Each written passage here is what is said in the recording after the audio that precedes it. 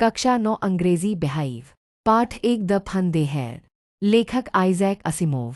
हिंदी सारांश।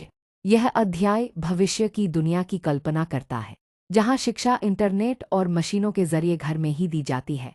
यह कहानी दो बच्चों मार्गी और टॉमी के माध्यम से एक ऐसी शिक्षा प्रणाली की झलक देती है जिसमें मानव शिक्षक नहीं होते, बल्कि मशीनी शिक्षक मैकेनिकल टीचर होते हैं। भविष्य की दुनिया का दृश्य। कहानी सन 2157 में घटित होती है। मार्गी नाम की एक 11 साल की लड़की अपने डायरी में लिखती है कि उसे आज कुछ बहुत ही अजीब मिला, एक असली किताब जिसमें कागज के पन्ने होते हैं। आज के समय में किताबें स्क्रीन पर होती हैं और उन्हें स्क्रॉल किया जाता है। पुराने जमाने की शिक्षा प्रणाली।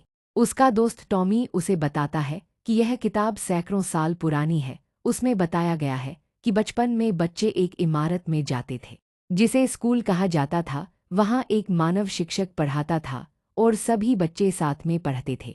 मार्गी को यह सब बहुत मज़ेदार और अद्भुत लगता है, क्योंकि वह जिस तरह की पढ़ाई करती है वह बहुत अकेली, मशीनों के साथ और कठोर नियमों वाली होती है। मार्गी की पढ़ाई।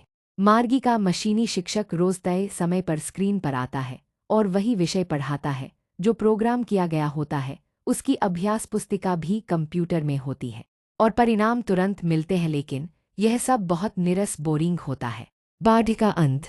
कहानी के अंत में जब टॉमी उस पुरानी किताब को पढ़ने में व्यस्त होता है तो मार्गी अपने मशीनी शिक्षक के पास वापस चली जाती है, लेकिन उसके मन में यह विचार गूंजता रहता है कि पहले के बच्चे कितने भाग्यशाली रहे होंगे, जो एक साथ पढ़ते थे, बात करते थे, खेलते थे और एक इंसान से सीखते थे।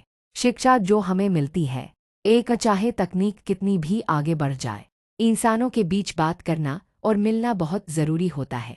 जब बच्चे मिलकर पढ़ते और अनुभव साझा करते हैं तो पढ़ाई ज़्यादा मज़ेदार और दिल से जुड़ी होती है।